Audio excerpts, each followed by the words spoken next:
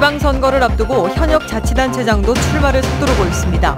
복잡한 선거구도 속에 당 경선에서 승리하기 위해 시장마다 서둘러 예비후보 등록 시기를 저울질하고 있습니다. 오늘은 제73회 식목일입니다. 자치단체마다 식목일을 전후해 다양한 조림 사업에 나서고 있지만 특정 종목 식재에 그치고 있다는 지적입니다. 지난해 29명의 목숨을 앗아간 제천 화재 사고가 발생한 지 100여일이 지났습니다. 오는 6월부터 합법적으로 주차된 차량도 소방활동에 방해가 되면 강제로 처분되지만 여전히 문제입니다. 사회적 참사 특별조사위원회가 목포 신항을 찾았습니다. 출범 이후 처음 목포를 찾은 특조위는 세월호 침몰 원인을 밝혀내는 데 최선을 다할 뜻을 밝혔습니다. 시청자 여러분 안녕하십니까? 여수 MBC 뉴스데스크입니다. 지방선거가 이제 2달 앞으로 다가오면서 현직 시장들의 행보도 빨라지고 있습니다. 전남 동부 지역의 경우 세 곳의 시장들이 출마 의사를 밝힌 가운데 현직이란 장점 못지않게 넘어야 할 산도 만만치 않아 보입니다. 김종수 기자가 보도합니다. 지방선거를 앞두고 기초단체장 후보군들의 선거전이 뜨거워지고 있습니다. 전남 동부권의 현직 시장들도 재선을 위해 전체적인 지역 흐름을 주시하고 있습니다. 지난 선거에서 무소속 후보들을 제치고 당선된 주철현 시장은 타 후보들의 잇따른 선거 행보에 촉각을 세우고 있습니다. 하지만 임기 동안의 공적과 별개로 상포지구 특혜 의혹과 관련해 친인척 연루와 시민단체 고소권 등 불편한 동향이 이어지고 있는 상황. 본격적인 경선이 시작되면 경쟁 후보들의 집중 공세에 따른 치열한 공방이 관측되고 있습니다. 현재 주 시장은 대민 접촉을 늘려가며 공식 출마 시기를 저울질하고 있어 재선 시장이 없었던 여수시장 선거로 볼 때 주요 관심사로 떠오르고 있습니다. 무소속으로 당선돼 현재 당적을 여당으로 옮긴 조충훈 시장도 본격적인 선거 운동에 나섰습니다. 광양과 고흥에 이어 삼성 고지를 밟기 위해 관내 지자체장 가운데 가장 먼저 출마 기자회견을 연 만큼 이번 선거에 사활을 걸고 있습니다. 하지만 당내 후보 검증 과정에서 과거 비위 전력이 다시 부각돼 타 후보들의 집중 공세가 이어질 수도 있어 안심할 수 없는 여건입니다. 이렇다 보니 현직 시장이란 우위 속에서도 지난 선거와 달리 경선부터 만만치 않은 험로가 예상됩니다. 무소속 정연복 시장 역시 시정 일정을 감안해 공식 출마 시기를 조율하고 있습니다. 현 정부 여당의 높은 지지율 속에서도 선거 승리에 대한 자신감을 나타내고 있습니다. 그러나 지지 기반과 인력 동원이 가능한 정당 후보들과의 본선 경쟁에서 현직의 장점을 얼마나 살려낼지가 관건이 되고 있습니다. 특히 지난 선거 때 정당 후보에 맞서 4천여 표 차이로 신승한 정 시장은 당선되면 정당의 영입 제안에 대해 긍정적으로 검토하겠다고 밝혀 향후 행보도 관심사입니다. 현직 시장들의 출마 시기에 관심이 높아지고 있는 가운데 역대 선거마다 인물 선거에 집중했던 유권자들이 이번 선거에선 현직 시장들에 대해 어떤 평가를 내릴지 주목됩니다. MBC 뉴스 김종수입니다. 더불어민주당 김재무 예비후보가 광양시장 선거 출마를 공식화했습니다. 김 예비후보는 오늘 기자회견에서 민관협치협의회 구성과 지역융합산업 추진 등 발전 공약을 제시하고 예산 확보를 위해 최선을 다하겠다고 강조했습니다. 현재 선관위에는 김 예비후보를 비롯해 바른미래당 김현옥, 무소속 이옥재 등 3명의 예비후보가 등록을 마쳤습니다. 더불어민주당 권세도 여수시장 예비후보가 자신의 낙선 등을 목적으로 SNS를 통해 허위 사실을 유포했다며 당사자를 검찰에 고발하고 수사당국이 진상규명과 함께 배후 세력을 확인해 책임을 묻겠다고 밝혔습니다. 같은 당 김순빈 예비후보도 오늘 기자회견을 열고 최근 일부에서 제기되고 있는 시장 후보 사퇴와 시의원 재출마 여부에 대해 명확히 선을 긋고 시장 후보 경선에 참여하겠다고 강조했습니다. 절기상 청명이자 식목일인 오늘 전남 동부 지역에는 하루 종일 비가 내렸습니다. 어제 오후부터 시작된 비는 이 시각 현재까지 여수 16.3, 순천 15.1, 광양과 고흥에서 각각 24.5와 24.4mm를 기록하고 있습니다. 비는 내일 아침까지 해안 지역에서 20에서 60, 광주와 전남 내륙 지역에서는 10에서 40mm 내릴 것으로 전망됩니다. 비가 그친 내일 오후부터는 찬바람이 불면서 기온이 크게 떨어져 쌀쌀하겠습니다. 산림을 조성하는 이른바 조림 사업이 전국적으로 진행되고 있습니다. 그런데 특정 수목의 쏠림 현상이 심각해 생물 다양성을 해칠 수 있다는 우려가 나오고 있습니다. 보도에 김진성 기자입니다. 주민과 어린이들이 야산에 30cm 크기의 나무를 심고 있습니다. 일본에서 기증받은 56만 그루 분량의 씨앗 중 2년 동안 기른 16만 그루의 편백입니다. 조금씩 보내왔습니다. 3년차에 걸쳐서. 올해 심은 것은 2015년에 보내온 그 4.6kg 편백이 발화해갖고 양묘를 해서 순천과 해남에 심게 된 겁니다. 전라남도가 지난 1973년부터 실시해온 조림 사업 현황입니다. 상수리나무 등 전통 수종은 적은 반면 일본이 주산지인 편백이 4그루 중 1그루꼴로 심어지고 있고 꽃가루 알레르기를 일으키는 것으로 알려진 삼나무도 5%가 넘습니다. 난대성 경제수종으로 남부지방의 기온에 맞고 목재와 삼림욕에 적당한 것으로 알려지면서 최근 들어 더욱 편백 식재 붐이 일고 있습니다.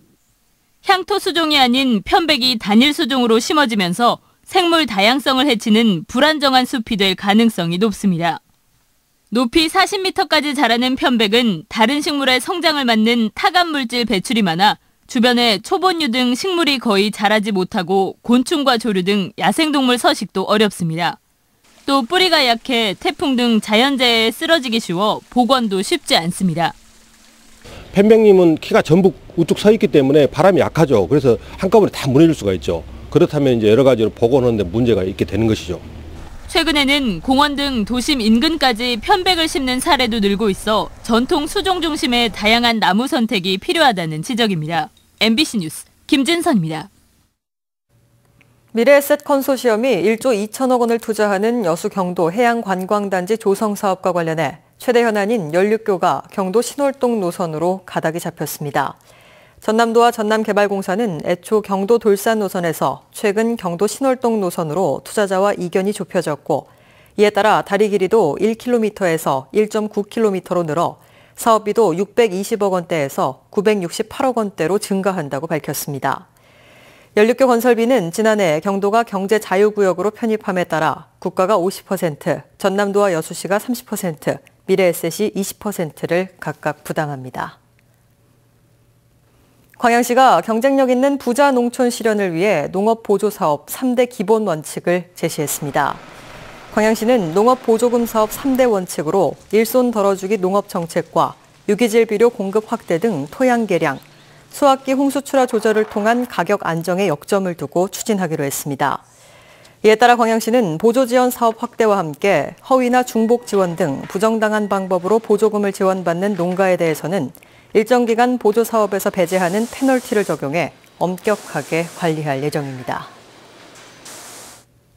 사회적 참사 특별조사위원회가 출범 이후 처음으로 세월호가 있는 목포 신항을 찾았습니다. 특조위는 세월호 침몰 원인을 밝혀내는 등 철저한 진상규명을 약속했습니다. 김양훈 기자가 취재했습니다. L자 형태의 철제 수직빔이 세월호 선체 외부에 설치됐습니다. 약해진 세월호 선체를 내부에서 보강하는 작업도 진행되고 있습니다. 5월 말 세월호 선체 직립 작업을 앞두고 사전 작업이 분주하게 진행되고 있습니다. 사회적 참사 특별조사위원회가 출범 이후 처음으로 목포 신항을 찾았습니다.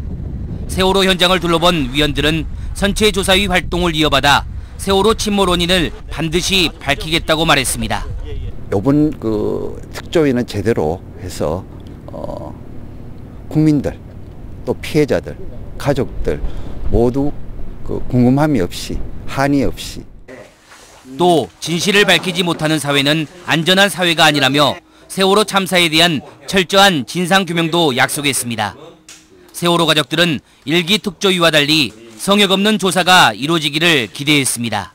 아직 밝혀지지 않은 부분들, 그리고 좀 더 밝혀야 될 부분들을 좀 확실히 명확히 밝혀줬으면 쓰겠고요. 사회적 참사 특조위는 8월 초까지 활동 기한인 선체조사위와 업무 인수를 위한 실무협의체 구성도 추진하기로 했습니다. MBC 뉴스 김양훈입니다. 여수시와 건설노조가 오늘 정책 협약을 체결하고 지역 건설근로자 우선 채용과 체불임금 신고센터 운영, 건설기능학교 설립 등을 추진하기로 했습니다. 여수 상공회의소도 한국노총 여수지부 여수고용노동지청과 업무 협약을 맺고 노사관계 개선과 투자 유치에 공동 협력하기로 했습니다. 상가에서 상습적으로 금품을 훔친 60대 남성이 경찰에 붙잡혔습니다. 여수경찰서는 지난 2월부터 최근까지 여수 지역 상가 5곳에 침입해 모두 270만 원 상당의 금품을 훔친 혐의로 62살 이모 씨를 붙잡아 조사하고 있습니다. 경찰은 내일 김 씨를 특수절도 혐의로 검찰에 송치할 계획입니다. 한 30대 남성이 이순신대교에서 투신해 해경이 수색에 나섰습니다. 여수해양경찰서는 오늘 오후 1시 50분쯤 여수 이순신대교에서 37살 A씨가 투신한 것으로 의심된다는 협조 요청을 받고 수색에 나섰습니다. 경찰에 따르면 A씨는 오늘 새벽 자신의 부인에게 자살을 암시하는 문자를 보냈으며 대교 중간에 차량을 세운 뒤 투신한 것으로 알려졌습니다. 오는 6월부터는 합법적으로 주차된 차량도 소방활동에 방해가 되면 강제로 처분할 수 있게 됐습니다. 하지만 관련 예산이 부족해 제도 보완이 필요해 보입니다. 보도에 조희원 기자입니다. 지난해 29명의 목숨을 앗아간 제천 스포츠센터 화재. 화재가 난 건축물 인근에 주차된 차량 때문에 출동이 지연되면서 피해가 컸습니다. 골목 곳곳에 주차된 차량으로 인해 소방 활동에 어려움을 겪는 건 전국이 마찬가지. 여수처럼 도시계획 단계부터 주차장을 충분히 확보하지 못한 도시는 피해가 더 커질 수밖에 없습니다. 주택가 인근의 한 골목입니다. 주정차된 차량 때문에 화재 진압 차량은커녕 일반 차량 한 대도 지나가기가 힘듭니다. 밤이 되자 도로는 주차장처럼 변했고 주차 금지를 뜻하는 표시도 소용이 없습니다. 주택과 상가 밀집 지역에 불법 주정 차량들이 상당히 많기 때문에 골든타임을 놓치는 그런 사례가 빈번합니다. 이에 따라 정부는 지난해 12월 관련 법령을 개정해 소방활동에 방해가 되는 차량을 현장에서 강제로 처분할 수 있는 권한을 강화했습니다. 오는 6월부터는 불법으로 주정차된 차량의 경우 소방활동 과정에서 파손이 돼도 보상받지 못합니다. 문제는 합법으로 주차된 차량에 대한 파손보상금. 소방활동으로 인한 파손보상금은 각 관할지자체가 지원하게 돼 있는데 전남도는 올해 1억 5천만 원의 예산만 확보해 22개 행정구역을 전부 지원하기에는 턱없이 부족합니다. 1억 5,500만 원입니다. 예산액이. 이게 전 도에 해당되는 거죠? 네, 우리 도입니다. 이게 한 해인 거죠? 아니, 한 해. 긴급 출동 과정에서 발생하는 교통사고에 대한 책임 소재가 여전히 소방대원에게 있는 것도 문제입니다. 국가인권위원회에 따르면 소방대원의 5%는 최근 2년 동안 출동 중 교통사고를 낸 적이 있고 이 중 70%는 본인이 경제적 부담을 한 것으로 조사됐습니다. MBC 뉴스 조희원입니다. 더불어민주당 전남도지사 경선을 앞두고 사퇴 요구 등 선거운동도 격화되고 있습니다. 신정훈 예비후보는 오늘 긴급 기자회견을 열고 김영록 예비후보가 추미애 당대표 등 주요 인사들이 자신을 지지하고 있다고 주장했다며 사실로 드러날 경우 경선의 공정성을 훼손하는 것이고 거짓으로 밝혀지더라도 허위사실 유포 등의 책임을 지고 김 예비후보가 사퇴해야 한다고 주장했습니다. 현재 여당 내 전남도지사 경선은 신정훈, 김영록, 장만채 예비후보 등 3파전으로 치러지게 되며 이번 달 말쯤 본선 후보가 결정됩니다. 참석자들에게 현금을 제공하는 등 공직선거법을 위반한 사례가 선관위에 적발됐습니다. 전남선거관리위원회는 지난 1월 모 정당이 개최한 행사에 참석해 전남 지역 군수선거 입후보 예정자의 이름으로 모두 2차례에 걸쳐 500만 원을 제공한 혐의로 입후보 예정자의 측근 A씨를 검찰에 고발했습니다. 선관위는 또 공직선거법에 따라 선거와 관련해 기부 행위는 금지돼 있다며 유권자들의 관심과 신고를 당부했습니다. 고흥군과 대한간호사협회가 마리안느 마가렛 봉사학교 운영 활성화를 위한 업무 협약을 체결했습니다. 고흥군과 사단법인 마리안 마가렛은 오늘 대한간호사협회와 업무 협약을 맺고 오는 8월 세계적인 자원봉사의 메카로 도양읍 녹동휴게소 인근에 개관할 예정인 마리안느 마가렛 봉사학교의 활성화를 위해 자원봉사 교류 프로그램 운영에 적극 협력하기로 했습니다. 마리안느 마가렛 봉사학교는 정부 특별교부세 10억 원 등 30억 원을 들여 강의실과 숙박시설, 기념관 등을 갖춘 지상 3층 건물로 건립돼 일반 자원봉사자 교육과 함께 전국 자원봉사의 허브 기능을 수행할 예정입니다. 광양시가 정부의 온종일 돌봄 정책을 지역에 도입해 확대 운영합니다. 정현복 광양시장은 어제 문재인 대통령 주재로 서울 경동초등학교에서 열린 온종일 돌봄 정책 간담회에 참석하고 앞으로 어린이 보육재단을 통해 정부의 온종일 돌봄 사업을 확대 운영할 계획입니다. 온종일 돌봄 사업은 지자체가 중심이 돼 돌봄 체계를 구축하는 것으로 새 정부의 첫 번째 사회관계 장관회의 1호 안건으로 채택돼 추진되고 있습니다. 여수산단 하청업체 노조가 공동구섭을 요구하는 집회를 열었습니다.